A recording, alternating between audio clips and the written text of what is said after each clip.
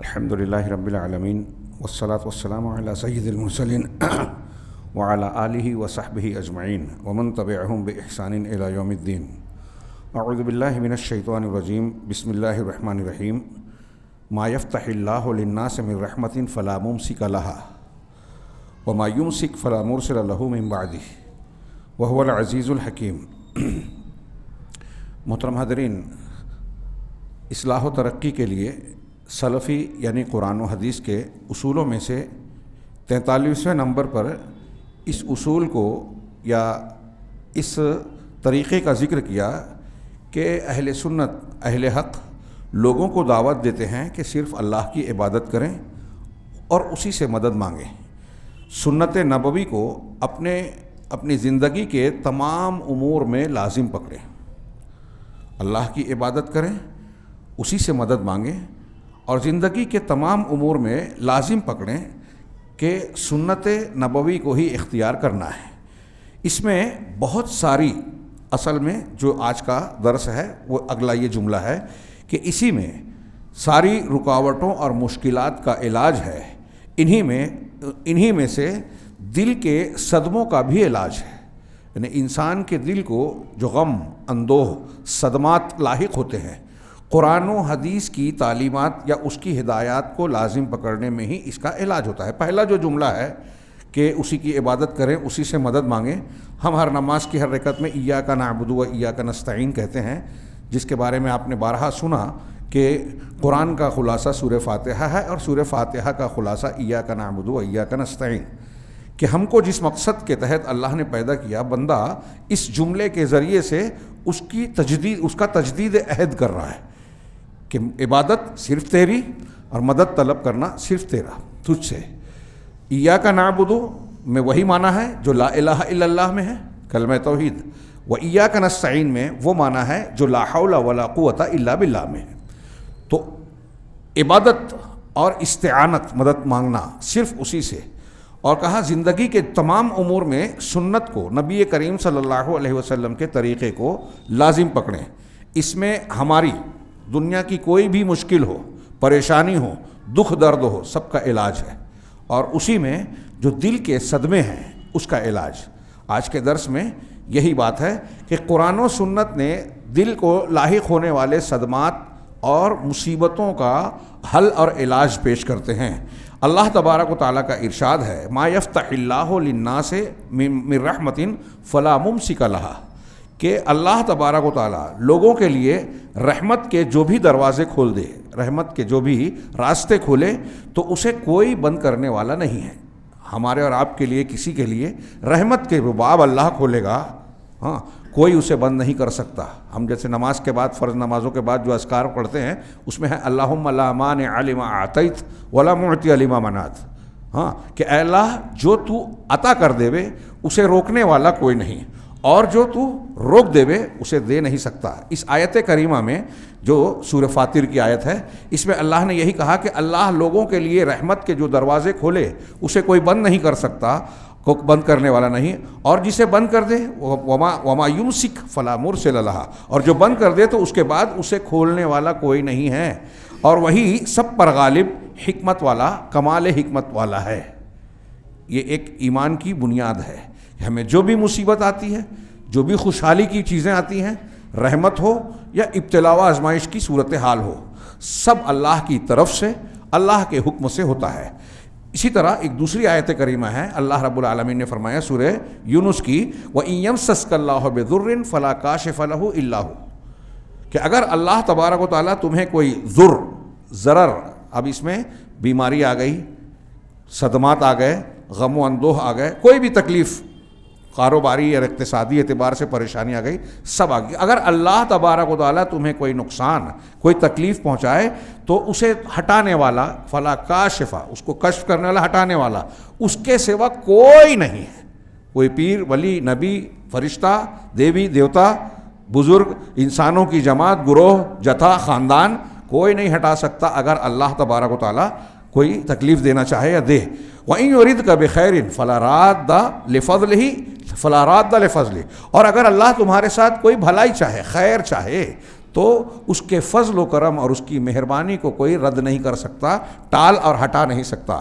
یصیب بہ من یشاء من عبادہ، اللہ اپنے بندوں میں سے جس کو چاہتا ہے اسے یہ پہنچاتا ہے خیر اور بھلائی، ہاں، اور وہو الغفور الرحیم، وہ بڑا بخشنے والا، نہایت رحم فرمانے والا ہے۔ یہ جو اللہ کے نام آتے ہیں آیت کے آخر میں، یہ اس پچھلے مضمون سے اس کا ربط ہوتا ہے کہ اس کی مغفرت اس کے غفور و رحیم ہونے کا تقاضا ہے کہ وہ بندوں پر احسان و مہربانیاں کرتا ہے۔ مزید ارشاد باری ہے، الذی خلقنی فہو یہدین والذی هو یطعمنی ویسقین واذا مرضت فہو یشفین۔ یہ حضرت ابراہیم علیہ الصلوۃ والسلام سے اللہ تبارک و تعالیٰ نے ان کے کلام کا حصہ نقل کیا سورہ شعراء میں کہ وہی ہے جس نے مجھے پیدا کیا، پھر وہی مجھے راستہ دکھاتا ہے۔ پیدا خلقنی فہو یہدین، پیدا کیا، زندہ کیا، تو زندگی کے راہوں کی رہنمائی بھی وہی کرتا ہے۔ اب یہ ہدایت ایک تو وہ ہے جو ہم زندہ رہنے کے لیے تگ و دو محنت تدبیریں کرتے ہیں، کھانے پینے کی، رزق حلال کی، تو یہ راستہ بھی، اور ایک خاص راستہ معنوی اور روحانی طور سے صراط مستقیم والا راستہ۔ تو میرا پروردگار ہی ہے جس نے مجھے پیدا کیا، اور وہی راستہ دیتا ہے، راستہ دکھاتا ہے، ہدایت دیتا ہے۔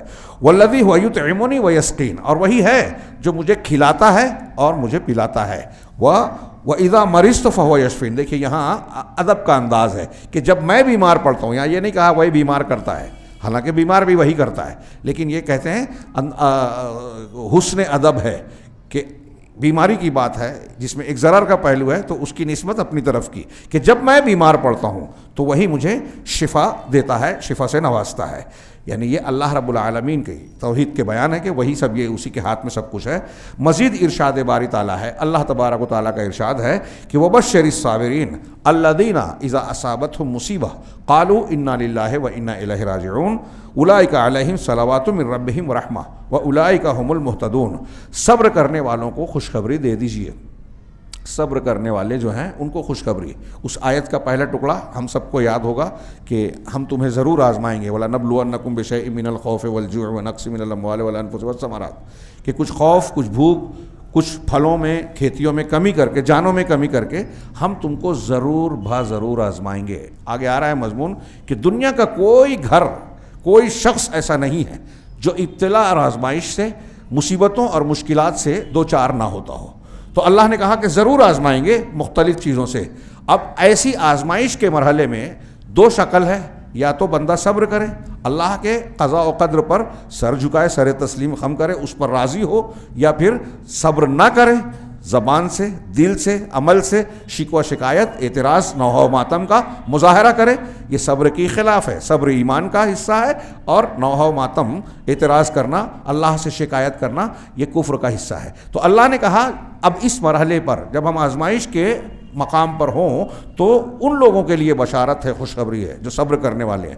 کون ہے صبر کرنے والے؟ اللہ نے آگے بتایا اسی آیت میں کہ یہ وہ لوگ ہیں کہ جب انہیں کوئی مصیبت پہنچتی ہے، کوئی صدمہ، مصیبت لاحق ہوتی ہے، تو وہ کہتے ہیں بے شک ہم اللہ کے ہیں اور بے شک ہم اسی کی طرف لوٹنے والے ہیں۔ انا للہ و انا الیہ راجعون، ہم اللہ کے ہیں، اللہ ہمارا مالک، ہم مملوک، حاکم، محکوم، ہم وہ ہمارا پروردگار، ہم اس کے پروردہ۔ چنانچہ اللہ نے فرمایا کہ جو کہتے ہیں کہ ہم اللہ کے ہیں اور بے شک ہم اسی کی طرف لوٹنے والے ہیں، یہ لوگ ہیں جن پر اللہ نے، جن پر ان کے رب کی طرف سے مہربانیاں، صلوات کا ترجمہ مہربانیاں کیا، رحمتیں، برکتیں، مہربانیاں اور بڑی رحمت ہے، اور یہی لوگ ہدایت والے ہیں، ہدایت پانے والے۔ ہدایت والے ہیں تو آزمائش میں صبر کرنا لازم ہے۔ حضرت علی رضی اللہ تعالیٰ عنہ کا قول ہے کہ صبر سے، ایمان سے صبر کا تعلق ایسے ہی ہے جیسے جسم سے دھڑ سے سر کا تعلق ہے۔ سر کو اگر دھڑ سے الگ کر دیا جائے تو جسم بے مطلب ہے۔ ایسے ہی اگر انسان کے ایمان میں صبر نہ ہو تو اس کا ایمان بے مطلب ہے۔ آپ غور کیجئے، صبر کئی طریقے کا ہوتا ہے۔ ایک نیکیوں پر صبر، نیکی کرنے کا دل نہیں ہو رہا ہے لیکن اللہ اور رسول کا حکم ہے ہم اس کو کریں گے، تو کرنے کے لیے صبر، نماز پڑھنا ہے، بستر چھوڑ کے آ جانا ہے، وضو کا دل نہیں ہو رہا ہے، وضو کرنا ہے۔ ایک برائی کا موقع مل رہا ہے، ایک آدمی چوری کر سکتا ہے، نہیں کرتا، بے ایمانی کر سکتا ہے، نہیں کرتا، زنا کا موقع مل رہا ہے، نہیں کر رہا ہے، تنہائی مل رہی ہے، ننگی چیزیں دیکھ سکتا ہے، نہیں دیکھتا، کیوں؟ اس لیے کہ اللہ ناراض ہوگا۔ تو اپنے آپ کو اس برے کام سے، دل چاہ رہا ہے دل کی رغبت ہے، خواہش نفس اس کی طرف اکسا رہی ہے، لیکن آدمی رکے گا تو اس کو صبر کرنا، برائی سے رکنے پر صبر کرنا۔ تیسرا صبر کی قسم ہے کہ اللہ کی قضا اور قدر تقدیر کے جو فیصلے ہوتے ہیں، گھر میں میت ہو گئی، کوئی حادثہ ہو گیا، اقتصادی مالی نقصان ہو گیا، کوئی صدمے کی خبر مل گئی، ہم کو جیسے مختلف روز کچھ نہ کچھ خبریں ملتی ہیں، مسلمانوں کے ساتھ ایسا ہو گیا ویسا ہو گیا، تو یہ سب خبریں آتی ہیں، اس پر اللہ تبارک و تعالیٰ کا فیصلہ سمجھ کر سر تسلیم خم کرنا کہ ہم شکوہ شکایت نہیں کرتے۔ آگے اس کے اور بھی پہلو آ رہے ہیں کہ کس بنیاد پر یہ صبر پیدا ہوتا ہے، اور آدمی کا یہ علاج ہوتا ہے، دکھ کا علاج۔ یہ جو ابھی آیتیں پڑھی میں نے اور جو پڑھ رہا ہوں صبر، یہ ایک دوسرے سے مضبوط ہے کہ سب صبر کی ہمارے زندگی میں صبر آئے، اس کے لیے سب سے مضبوط ذریعہ توحید ہے۔ سب کچھ اللہ کرتا ہے، ہاں ہم جس کو اچھا سمجھ رہے ہیں، جو ہمارے لیے صدمات کی شکل میں ہے، اس میں بھی خیر ہے، ہم سمجھتے نہیں ہیں۔ تو اب جب یہ شعور آئے گا تبھی صبر مضبوطی سے آئے گا۔ تو اللہ تبارک و تعالیٰ نے فرمایا کہ جو لوگ یہ کہتے ہیں یہ ہدایت والے ہیں۔ ایک روایت نقل کی، عربی کی عبارت چھوڑ کے، وقت بچانے کے لیے یہ درس کافی طویل ہے تو شارٹ کرنے کے لیے میں عربی چھوڑ رہا ہوں۔ حضرت ام سلمہ رضی اللہ تعالیٰ عنہ سے مروی ہے کہ میں نے نبی صلی اللہ علیہ وسلم سے فرماتے ہوئے سنا کہ جس شخص کو کوئی مصیبت پہنچے، کوئی مصیبت آپ کو ہم کو آئے، ہمارے ہاں یہ جو آگے انا للہ و انا الیہ راجعون صرف موت کے وقت لوگ سمجھتے ہیں، کوئی بھی تکلیف غم مصیبت آئے تو وہ کہتے ہیں، اللہ کے رسول نے فرمایا کہ جس شخص کو کوئی مصیبت پہنچے اور وہ انا للہ و انا الیہ راجعون کہہ کر یہ دعا کر لے کہ اے اللہ مجھے اس مصیبت پر اجر عطا فرما اور مجھے اس کا بہترین نعم البدل عطا فرما، اللہم اجرنی فی مصیبتی وَأَخْلِفْ لِي خَيْرًا مِّنْهَا اِنَّا لِلَّهِ وَإِنَّا إِلَيْهِ رَاجِعُونَ کے بعد یہ جو کہے تو کہتے ہیں تو اللہ تعالیٰ اسے اس کی مصیبت پر اجر فرمائے گا اور اسے اس کا نعم البدل عطا فرمائے گا۔ یہاں اتنی ہی روایت نقل کی، لیکن صحیح مسلم کی یہ روایت ہے، دوسری کتابوں میں بھی ہے، احمد مسند احمد وغیرہ میں۔ امام آگے کا جملہ یہ ہے کہ حضرت ام سلمہ رضی اللہ تعالیٰ عنہ اس کی راویہ ہیں، ہاں ان کی اور حضرت ابو سلمہ جو ان کے شوہر تھے بڑی محبت تھی۔ واقعہ آپ نے سنا ہوگا کہ جب ہجرت کر کے ابو سلمہ جا رہے تھے تو گھر والوں نے ان کو جانے نہیں دیا، پھر یہ روزانہ اس مقام پر جاتے تھے جہاں ان کے شوہر جدا ہوئے تھے، تو آخر میں بالآخر لوگوں نے، گھر والوں نے اجازت دی اور یہ اکیلے نکل چھوڑی تھی مدینہ کے لیے۔ پورا لمبا واقعہ ہے، بڑا سبق آموز اور قربانیوں سے بھرپور حضرت ام سلمہ۔ تو یہ کہتی تھی کہ ابو سلمہ جو میرے شوہر تھے، میں نہیں سوچتی تھی کہ ان سے بہتر شوہر مجھے کوئی ملے گا، لیکن پھر بھی جب انتقال ہوا تو میں نے یہ دعا پڑھی انا للہ و انا الیہ، تو مجھ کو اللہ کے رسول صلی اللہ علیہ وسلم نے جس طرح حکم دیا تھا میں نے ویسا ہی کہا، یہ دعا پوری پڑھی تو کہا چنانچہ اللہ تبارک و تعالیٰ نے ابو سلمہ سے بہتر شوہر مجھے دے دیا ان کے بدلے میں، اور وہ تھے رسول اللہ صلی اللہ علیہ وسلم، ام المومنین بن گئی۔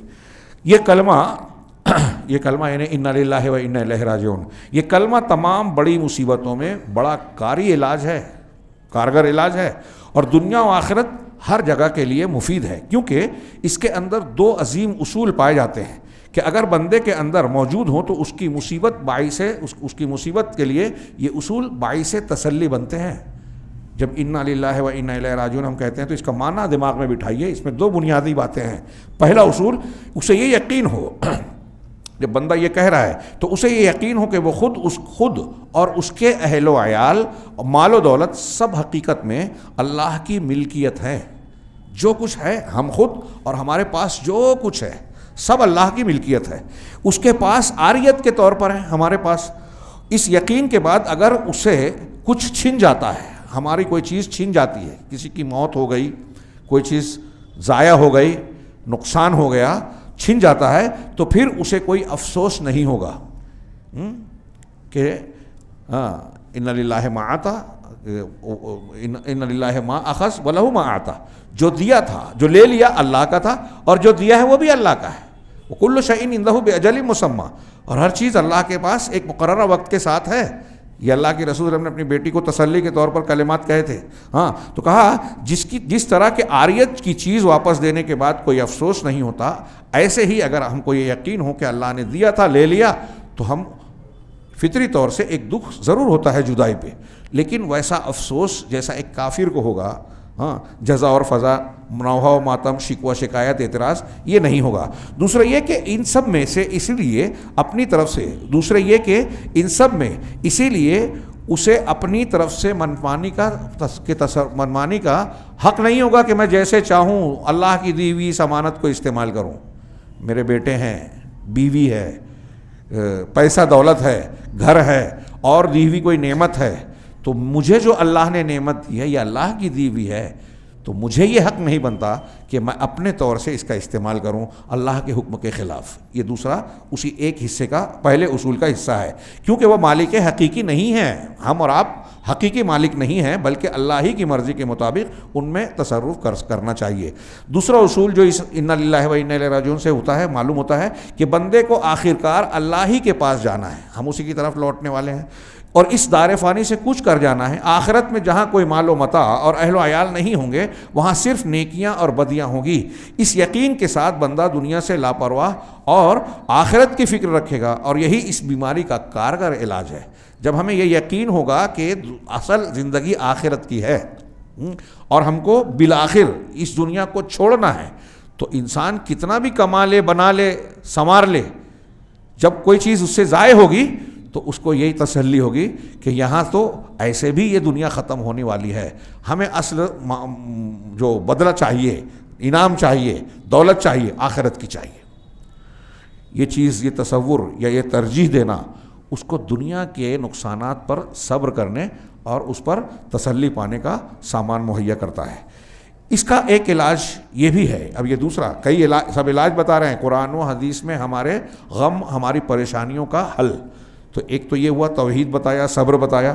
اس کا ایک علاج یہ بھی ہے کہ وہ یقین رکھے کہ جو تکلیف اور مصیبت اس کے حق میں مقدر ہے وہ ہو کر رہے گا، اور جو مقدر نہیں ہے وہ نہیں ہوگا۔ یہ بھی پہلے بات میں آ جاتی ہے۔ اللہ نے تقدیر ہر ایک کی لکھ دی ہے، آسمان و زمین کے بنانے سے 50,000 سال پہلے ساری چیزوں کی تقدیر لکھ دی ہے۔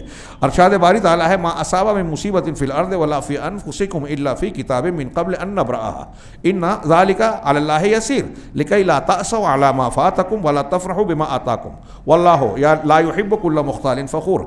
اس آیت کریمہ میں جہاں یہ بات بتائی گئی، اس کی حکمت بھی بتائی گئی کہ جو تم کو دکھ تکلیف پہنچتی ہے کیوں پہنچتی ہے۔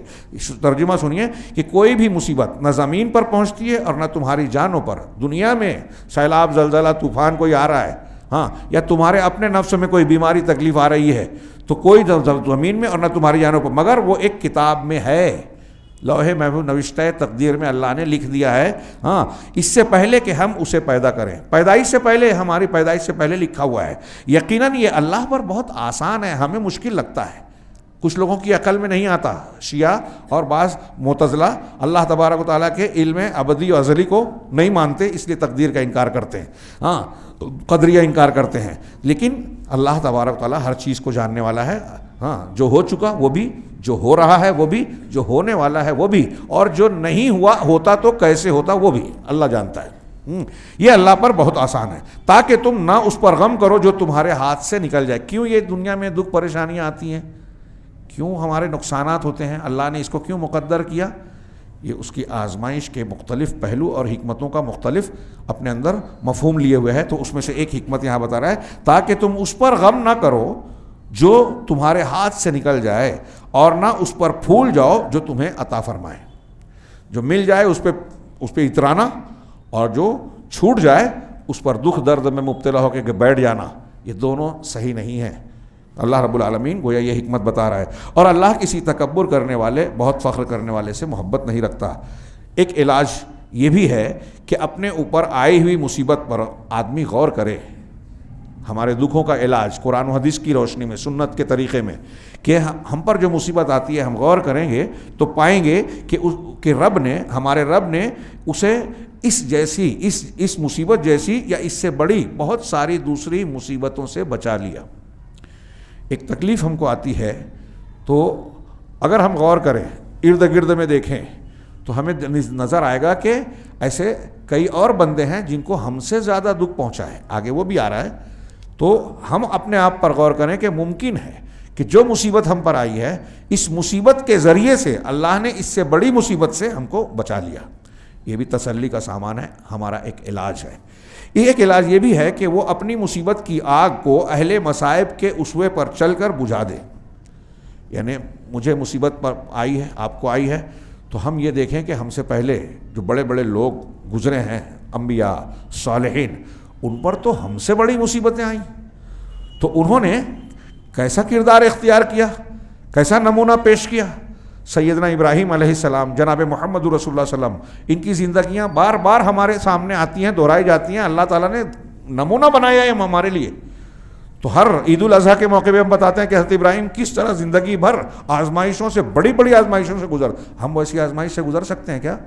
اللہ نے ہم سے اور آپ سے کہا کہ اپنے بیٹے بھائی کے گلے پر چھری پھیرو، اپنے بیوی بچے کو جنگل میں چھوڑ کے آ جاؤ، جیسے مکہ کی وادی میں چھوڑ کر. ان کی تو بہت بڑی آزمائش ہوئی، تو جو جتنا اونچا مقام کا اس کی اتنی بڑی ابتلا. چنانچہ آدمی کو جب مصیبت آئے تو یہ دیکھے کہ ہم سے بڑے جو لوگ ہیں، اہل مصائب جو گزرے ہیں، ان کے اسوے پر چل کر ہم اس آگ کو بجھائیں. اور یہ یقین رکھے بندہ کہ ہر وادی میں بنو سعد بستے ہیں. یہ محاورے کے طور پر ہے کہ یعنی مصیبتوں کا سامنا کرنے میں وہ اکیلا نہیں ہے، ہم کو اکیلے تکلیف نہیں پہنچتی. وہ ہر جگہ مصیبت کا مارا کسی نہ کسی کو دیکھے گا. اس کا کسی کا محبوب فوت ہو گیا ہے تو کسی پر کوئی دوسری مصیبت آئی ہے. کسی کا ہاتھ پیر ٹوٹ گیا، کسی کی کوئی قریبی رشتہ دار کی وفات ہو گئی، کسی کا گھر ڈھہ گیا، کسی کے گھر پر بلڈوزر چل رہا ہے، کوئی سالہ سال سے قید و بند کی صعوبتیں جھیل رہا ہے، کسی کو جسمانی اذیتیں پہنچائی گئیں، کسی کو اور کسی قسم کی.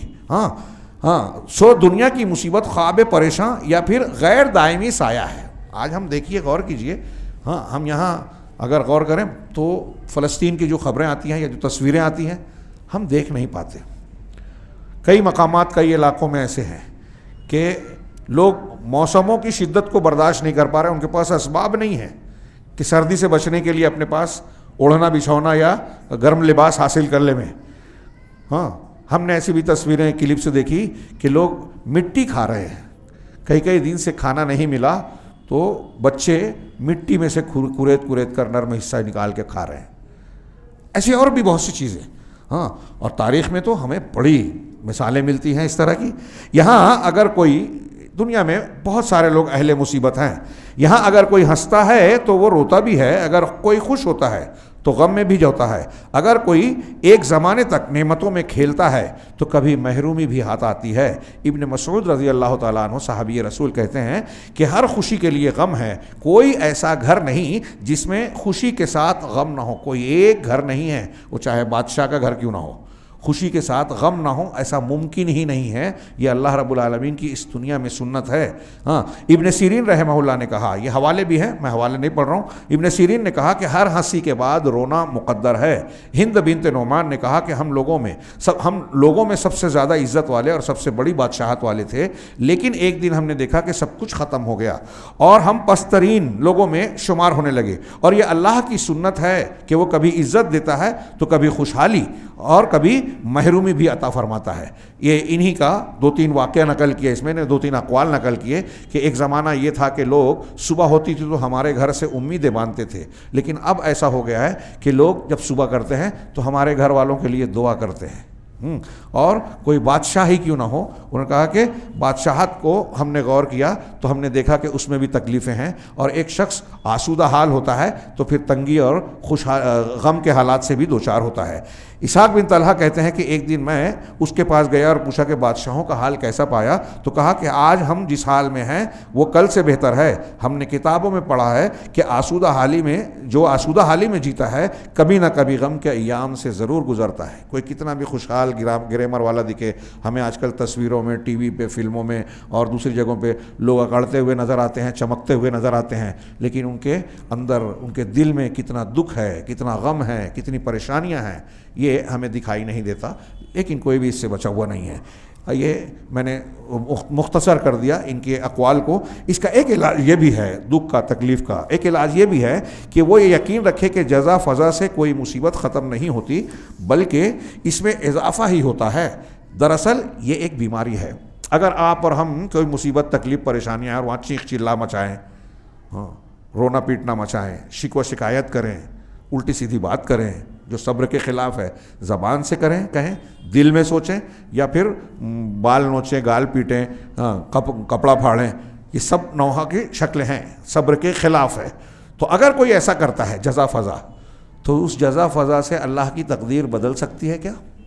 ایک آدمی مر گیا، ہمارا رشتہ دار، ہمارے والد، ہمارے کوئی قریبی رشتہ دار انتقال کر گیا، آپ چیخنے چلانے لگے تو جانے والا واپس آئے گا، اللہ کی تقدیر بدلے گی؟ نہیں بدلے گی. تو یہ بھی ایک علاج ہے کہ آدمی سوچے کہ ہمارے چیخنے پیٹنے سے کچھ نہیں ہونے والا. ہاں، اس کا ایک علاج یہ بھی ہے کہ صبر و تسلیم کا ثواب کا نہ پانا، یعنی نماز رحمت اور ہدایت جس کی ضمانت صبر کی صورت میں اللہ نے لی ہے، یہ در حقیقت مصیبت سے بھی عظیم ہے. یعنی آپ اگر صبر کرتے ہیں تو آپ کو جو اجر ملنے والا ہے کسی مصیبت اور تکلیف پر یا دوسرے کاموں میں، اس کا اجر کہیں زیادہ عظمت والا ہے. انما یوفی الصابرون، کیا ہے، یوفی الصابرون اجرہم بغیر حساب، یقیناً صبر کرنے والوں کو ان کا اجر بے حساب دیا جائے گا.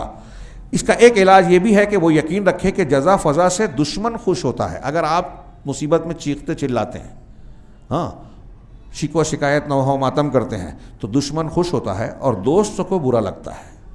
ہمارا سب سے بڑا دشمن شیطان، ہمارا ولی، مومنین کا ولی اللہ ہے.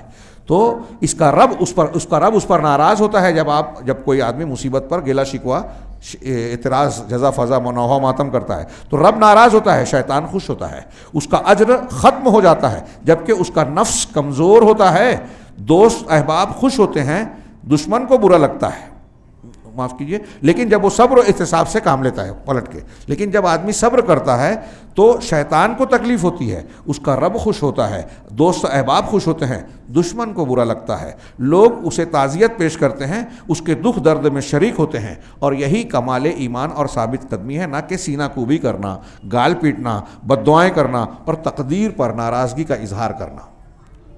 یعنی اللہ تبارک و تعالیٰ بھی خوش ہوتا ہے، بندوں میں بھی. اگر آپ مصیبت پر حوصلے کا مظاہرہ کرتے ہیں، صبر کرتے ہیں، تو ارد گرد کے لوگوں کو بھی خوشی اور طمانینت حاصل ہوتی ہے. ہماری جو اللہ کے رسول نے دعائیں سکھائی ہے اس میں ایک ہے اللہم انی اعوذ بک من جہد البلا و درک الشقا و سوء القضاء و شماتۃ الاعداء. جہد البلا ایسی بلا جس میں آدمی مشقت میں پڑ جائے، برداشت نہ کر پڑے، اور شقاوت بدبختی کے ملنے سے، ہاں، وسوء القضاء اور بری تقدیر سے، برے فیصلے سے، اور آخری کہ دشمنوں کے ہنسنے سے. یعنی میری حالت کچھ ایسی ہو کہ دشمن خوش ہوں. ہمارے جو مسلمانوں کو نقصان پہنچانے والے، جب ان کو خبر ملتی ہے کہ کسی مسلمان کے ساتھ کوئی دکھ ہوا یا ان کا گھر پہ بلڈوزر چلا، تو ہم دیکھتے ہیں کچھ لوگ خوشی کا مظاہرہ کرتے ہیں. یہ شماتت اعداء ہے. ایک علاج یہ بھی ہے، تو ہم صبر کریں تو دشمنوں کو خوش ہونے کا موقع نہیں ملے گا، اللہ خوش ہوگا. اس کا ایک علاج یہ بھی ہے کہ وہ یقین رکھے کہ صبر و احتساب کی وجہ سے اسے بعد میں جو لذت اور مسرت حاصل ہوتی ہے وہ پہلے کے مقابلے میں کہیں زیادہ ہوتی ہے. دیکھیے، یہ جو ہم درس پڑھ رہے ہیں نا، سلفی اصول، یہ بہت زندگی کے جینے کے سلسلے میں ہم کو سنبھالنے کے دروس پر مشتمل ہے، بہت ہی اہمیت کے حامل ہے. اگرچہ آپ کو ہم کو یہ لگ رہا ہو کہ ہم ان چیزوں سے گزریں، غور کیجئے، اس میں مصیبت، تکلیف، غم کی حکمتیں ابھی آ رہی ہے کہ ہم کس طریقے سے صبر کر سکتے ہیں، اپنے دکھ درد کا علاج کر سکتے ہیں، اور یہ ساری چیزیں ہمارے اجر و ثواب زندگی کے بھی، دنیا کی زندگی کو بھی اچھی بنانے والی، سعادت مند بنانے والی اور آخرت میں بھی کامیابی دلانے والی ہے. تو ہم یہ دیکھیں کہ صبر کرنے کے بعد جو لذت اور مسرت حاصل ہوتی ہے وہ پہلے کے مقابلے میں کہیں زیادہ ہوتی ہے. آپ پر تکلیف آئی، اس سے پہلے کی جو حالت تھی، یا صبر نہ کرنے کی صورت میں، اس حالت کے مقابلے میں ایک انسان صبر و ضبط اور اپنے آپ کو مضبوطی سے تھامے رہے ابتلا و آزمائش میں، تو اس میں جو لذت حاصل ہوتی ہے وہ دوسری چیزوں میں نہیں ہے. اور سب سے بڑی بات یہ ہے کہ اس کے صبر اور رجوع و توبہ کی وجہ سے اس کے لیے جنت میں بیت الحمد نامی گھر بنایا جاتا ہے. جب بندہ اللہ کے فیصلے سے راضی ہوتا ہے تو اللہ تعالیٰ فرشتوں سے کہتا ہے کہ اس کے لیے جنت میں ایک گھر بنا دو، بیت الحمد، کہ میرے رب، میرے بندے نے مصیبت پر بھی میری تعریف کی، حمد والا گھر. ہاں، اس لیے آدمی کو سوچنا چاہیے کہ آخر کون سی مصیبت بڑی ہے، آیا یہ دنیاوی مصیبت یا جنت میں بیت الحمد نامی گھر نہ ملنے کی مصیبت. اگر آدمی صبر نہیں کرتا تو جنت کے اس گھر سے محروم ہوتا ہے، تو کون سا بڑا نقصان ہے. بڑا نقصان وہ ہے۔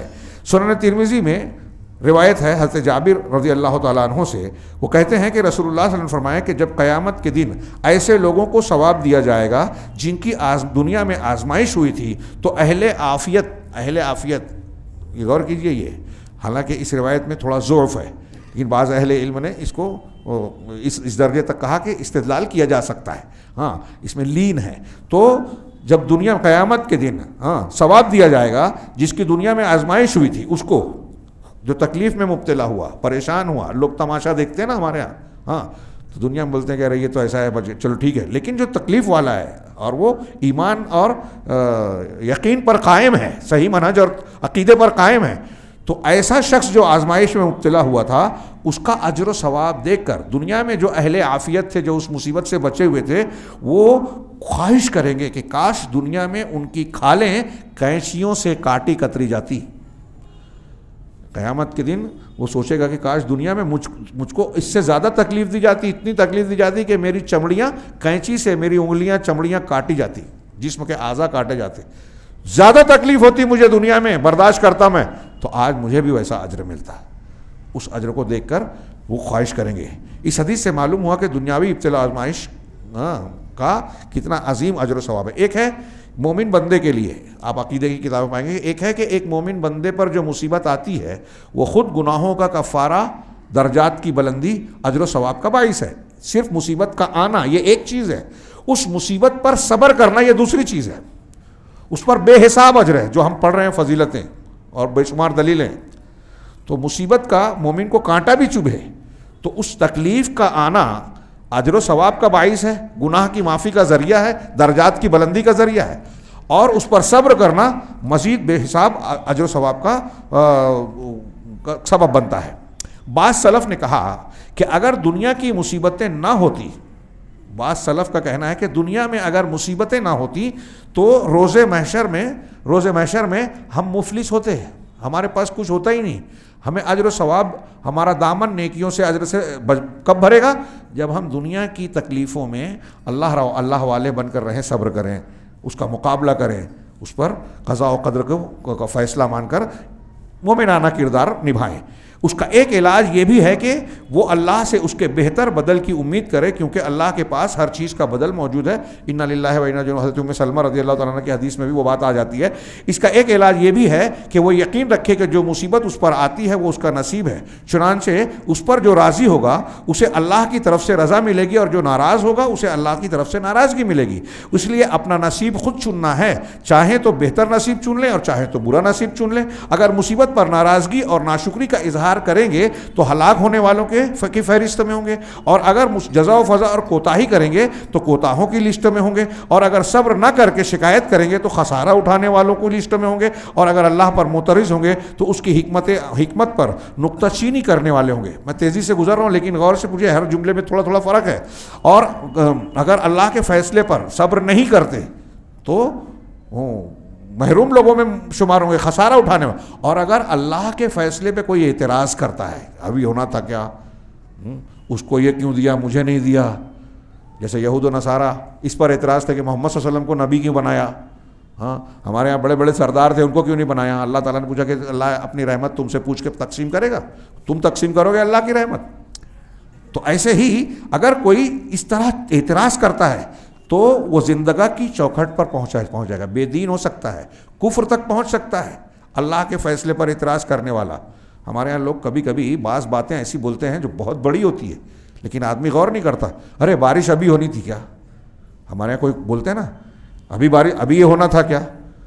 اگر اللہ تبارک و تعالیٰ نے کوئی چیز کی ہے تو آپ اعتراض کر رہے ہیں کہ ابھی نہیں ہونا چاہیے تھا، تو آپ اللہ کو بتائیں گے کہ کب ہونا چاہیے تھا؟ یہ معمولی جملے نہیں ہیں۔ تو اگر کوئی شخص نکتہ چینی کرتا ہے تو وہ زندقہ یعنی بے دینی کی چوکھٹ پر پہنچ جائیں گے، لیکن اگر صبر و شکر اور ثابت قدمی کا مظاہرہ کریں گے تو صابرین کی فہرست میں ہوں گے۔ اور رضا کی صورت میں صبر ایک چیز ہے، صبر سے اوپر ہے کہ مصیبت پر خوش ہونا، یعنی راضی ہونا، اور رضا کی صورت میں راضی ہونے والوں حمد و شکر کی صورت میں شاکرین کی فہرست میں ہوں گے۔ ایک ہوتا ہے صبر کرنا مصیبت پر، ایک ہوتا ہے مصیبت پر، جیسے میں نے حضرت خنسہ کی مثال لیجئے کہ ان کے 4 بیٹے کے شہید ہوئے، خبر ملی تو انہوں نے کیا کہا؟ الحمدللہ الذی اکرمنی بشہادتہم، تمام تعریف اس اللہ کے لیے جس نے ان بیٹوں کی شہادت کے ذریعے مجھے عزت دی۔ تو مصیبت آئی تھی، ایک طریقے سے صدمے کی چیز تھی، تو اس پہ یہ نہیں کہا کہ صبر کر لوں گی، اس پہ یہ کہا کہ اللہ کا شکر ہے، شکر نعمت پر ادا کیا جاتا ہے۔ تو اس چیز کو انہوں نے نعمت کے طور پہ لیا کہ بیٹے شہید ہوئے ہیں، مرنا تو ہے ہی، تو شہادت ملنا یہ عزت کی بات ہے، نعمت کی بات ہے۔ اور کل قیامت کے روز حمادین کے ساتھ علم حمد اٹھانے والوں میں سے ہوں گے جو شخص مصیبت، تکلیف، پریشانی پر اللہ کی تعریف کرتا ہے، اس پر رضا مند ہوتا ہے، تو حمادین خوب اللہ کی حمد بیان کرنے والوں میں شامل ہوں گے، اس کا علم اٹھانے والے ہوں گے۔ اور اگر رب سے محبت اور اشتیاق رکھیں گے، رب سے محبت اور اشتیاق رکھیں گے تو محبین، مخلصین کی لسٹ میں ہوں گے۔ میں یہ جو ایک جملہ ہے یہ تھوڑا تشریح طلب تھا لیکن میں تیزی سے گزر گیا، میں چاہوں گا کہ آپ اس پر غور کریں کہ الگ الگ رویہ ہمارا ہوتا ہے۔ کوئی تکلیف، پریشانی، غم، دکھ آ گیا، ہمارے رویے الگ الگ، جیسا ہمارا رویہ ہے ویسا اجر و ثواب اور درجہ ہے۔ حضرت انس رضی اللہ تعالیٰ عنہ کی مشہور حدیث ہے، ان عظم الجزاء ما عظم البلاء، رسول اللہ صلی اللہ علیہ وسلم نے فرمایا کہ یقیناً اللہ تعالیٰ کہ بڑا ثواب بڑی آزمائش کے ساتھ ہے۔ جتنا، اس کو ہم ایسے بولیں کہ جتنا بڑا صبر ہوگا اتنا بڑا اجر ہوگا۔ ہاں، اور اللہ تعالیٰ جب کسی قوم سے محبت کرتا ہے تو اسے آزماتا ہے، ابتلا میں مبتلا کرتا ہے۔ جو اللہ کی تقدیر پر جب آزمائش میں مبتلا ہو تو اب اللہ کی دی ہوئی اس آزمائش پر جو راضی ہوگا اللہ اس کے لیے، اللہ کی طرف سے اس کے لیے رضا ہے، اور جو اللہ کی تقدیر سے ناراض ہو تو اللہ بھی اس سے ناراض ہو جاتا ہے۔ یہ سنن ترمذی کی روایت ہے، علامہ البانی نے صحیح ابن ماجہ میں اس کو حسن کہا ہے۔ یعنی آپ کی جتنی بڑی آزمائش ہوگی، جتنا بڑا امتحان ہوگا، اس پہ صبر کرنا اتنا بڑا اجر و ثواب کا باعث ہے۔ میں نے ابھی مثال دی تھی، غور کیجیے، سیدنا ابراہیم علیہ السلام، جناب محمد رسول اللہ، سب سے اعلیٰ درجے کے، پھر اس کے بعد انبیاء کو دیکھیے، ان کی کتنی بڑی بڑی آزمائشیں ہوئی اور کیسے وہ ثابت قدم رہے، دکھ درد میں بھی مسکراتے رہے، اللہ کی تقدیر پر راضی رہے، خوش رہے۔ تو جتنی بڑی آزمائش اتنا بڑا اجر۔ اور ایک نقطہ یہ بتایا کہ اگر ایک آدمی تکلیف، مصیبت، پریشانی سے دوچار ہوتا رہتا ہے، بیماری میں مبتلا ہے، تو ہم میں سے فوراً لوگ کہہ دیتے ہیں کہ بھگت رہا ہے، لیکن کبھی کبھی وہ اجر و ثواب، کبھی وہ نیک ہونے اور اللہ کا مقرب اور محبوب ہونے کی علامت ہوتی ہے۔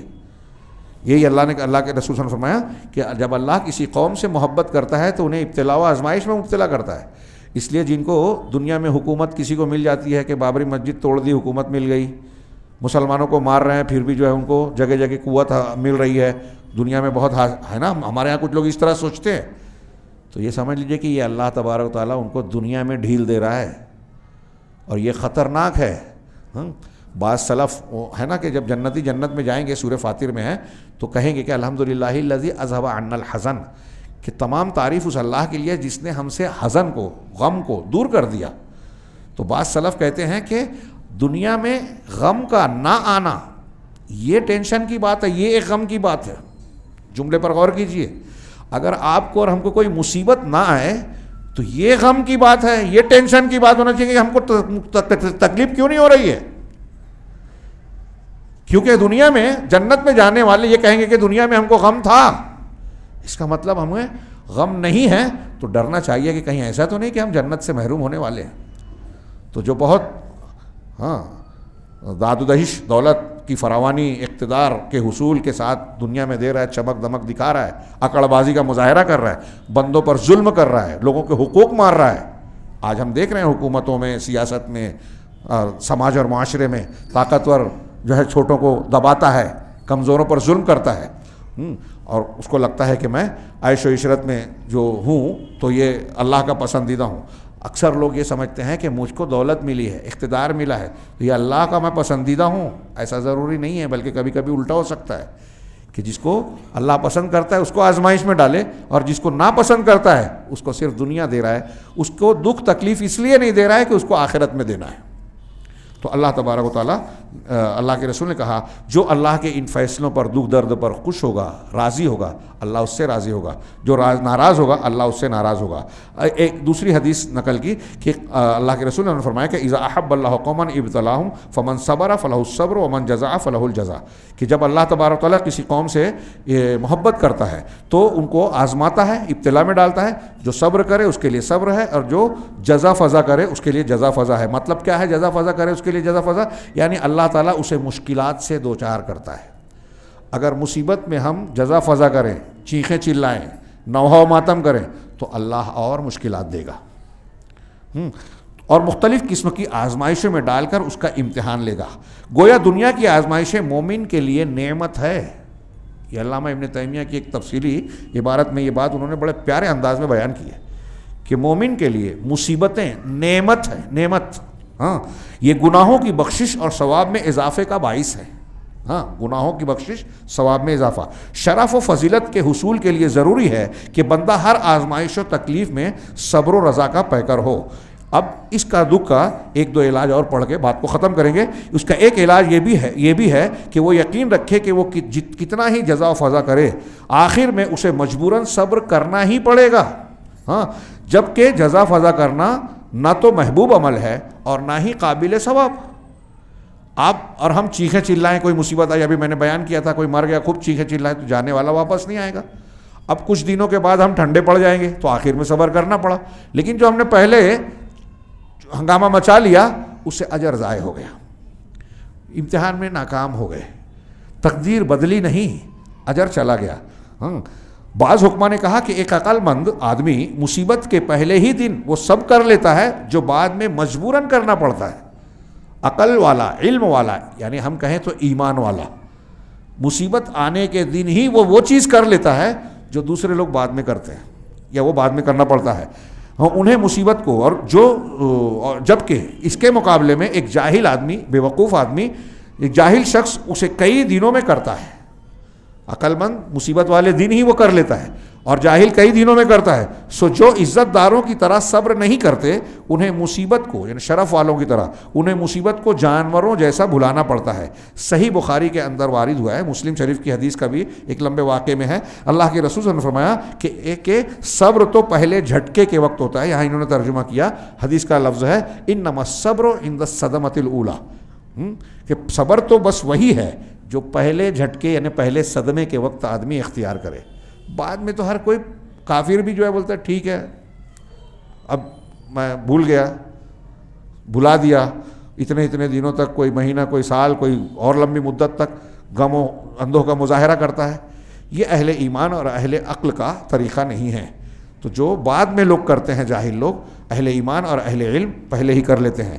اس کا ایک علاج یہ بھی ہے کہ وہ یقین رکھے، بندہ یہ یقین رکھے کہ سب سے زیادہ کارگر دوا یہ ہے کہ وہ اپنے رب سے راضی ہو اور اس سے محبت کرے۔ مصیبت تکلیف میں سب سے اہم چیز کہ رب سے ہم راضی ہوں اور اللہ سے ہم محبت کرتے رہیں۔ چنانچہ جو صرف محبت کا دعویٰ کرے جبکہ وہ فی الواقع ناراض ہو تو اس کا محبوب بھی اس سے ناراض ہوتا ہے۔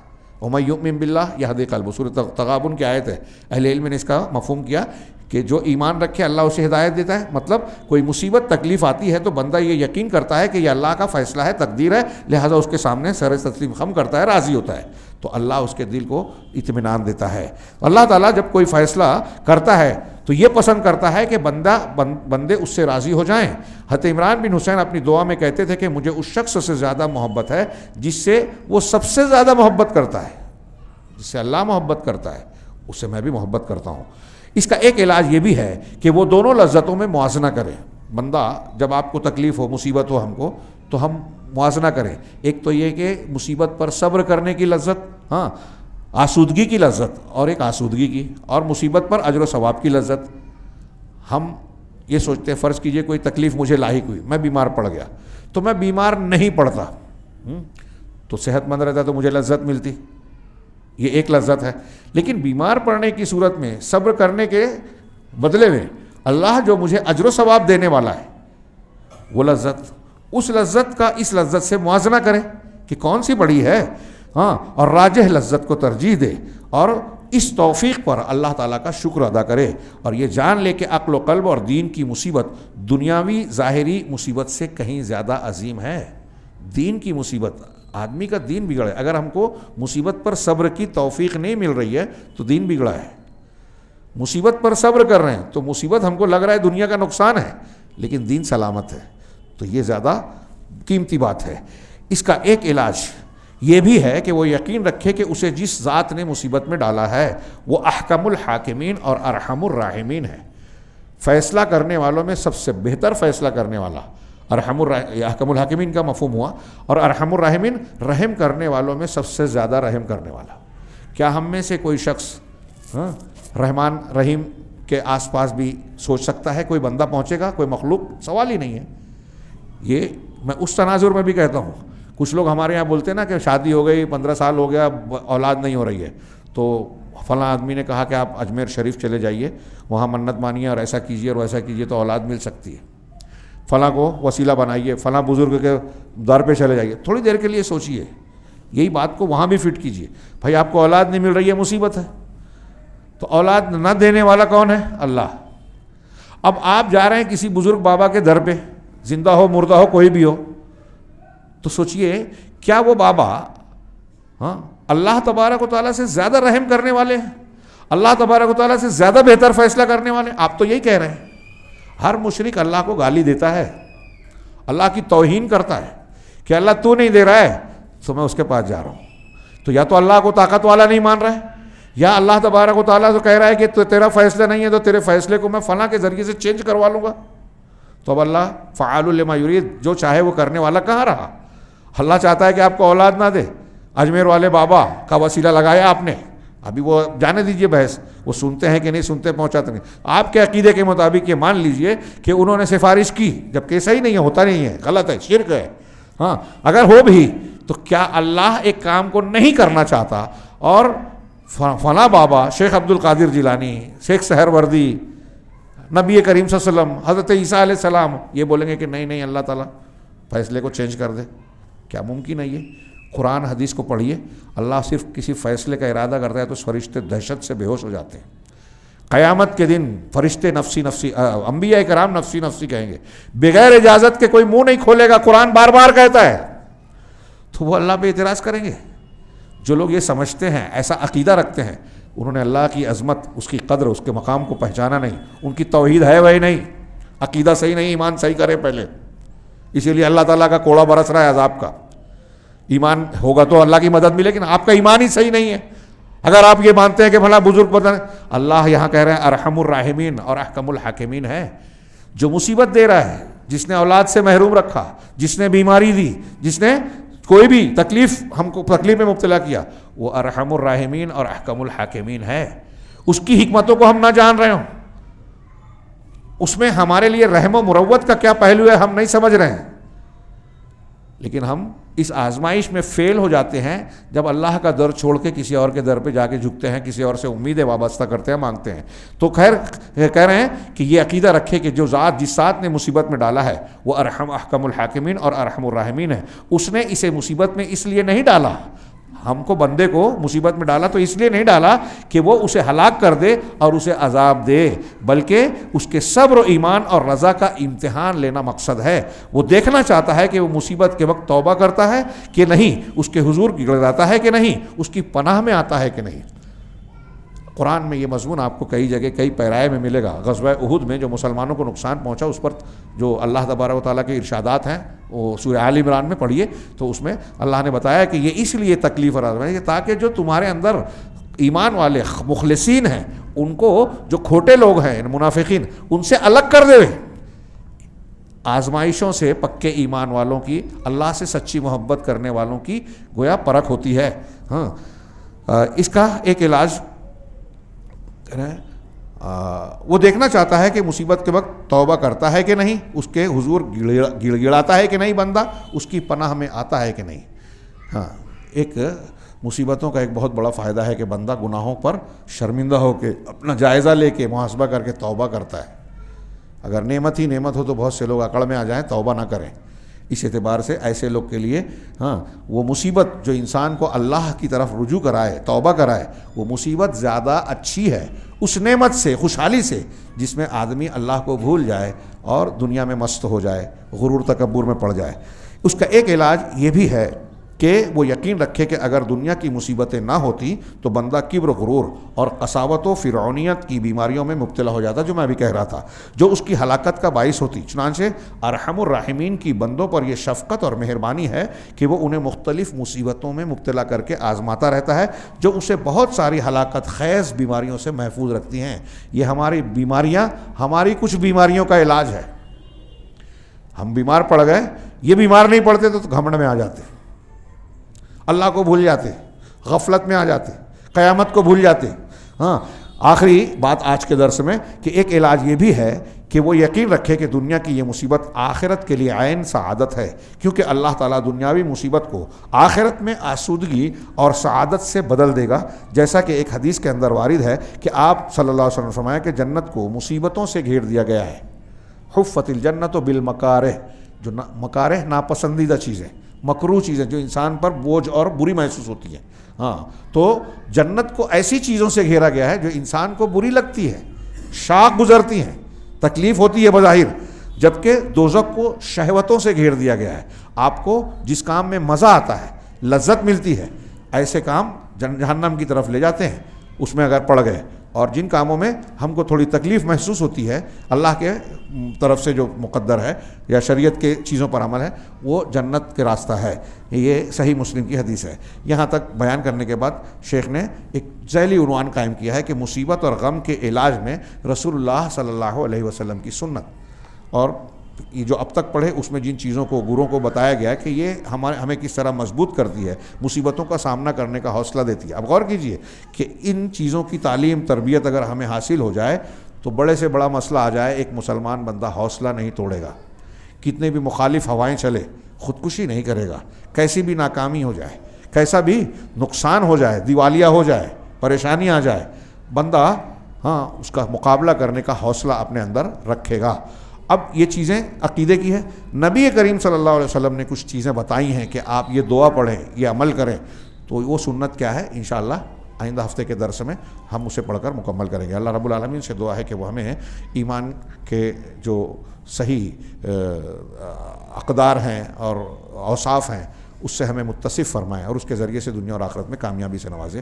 وآخر دعوانا الحمدللہ رب العالمین، وصلی اللہ علیہ وسلم۔